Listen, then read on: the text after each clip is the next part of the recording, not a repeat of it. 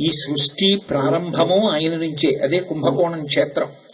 మొట్టమొదట ఈ సృష్టికి సంబంధించినటువంటి అమృత బీజములుంచబడినటువంటి ఘటము, ఒక కుండ మేరు పర్వతం మీద కదులుతుంది ప్రవాహం యొక్క తాకిడికి. అది కదిలి ప్రవహిస్తూ వస్తే ఎక్కడ సృష్టి మొదలవ్వాలో అక్కడ పరమశివుడు బాణం విడిచిపెట్టి కుండ బద్దలగొడతాడు. అప్పుడు మొట్టమొదట అమృతంలో తెలిసినటువంటి బీజములు భూమిలోకి వెడతాయి. అప్పుడు సృష్టికి పూర్వం అసలు సృష్టి జరిగినప్పుడు ప్రాణులకు పెట్టవలసిన అన్నాన్ని ఉత్పత్తి చేస్తాడు ఈశ్వరుడు. అది వికసనం అంటారు. అయోమయావస్థ ఉండదు. ఒక సృష్టి చేసే ముందు సృష్టింపబడిన ప్రాణి తినడానికి కావలసిన అన్నాన్ని ముందు సృష్టిస్తాడు.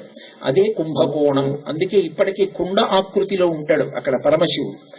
అందుకే ఆయనే అందరికన్నా మొదటివాడు. ఆయన కన్నా ముందెవ్వరు ఉండరు.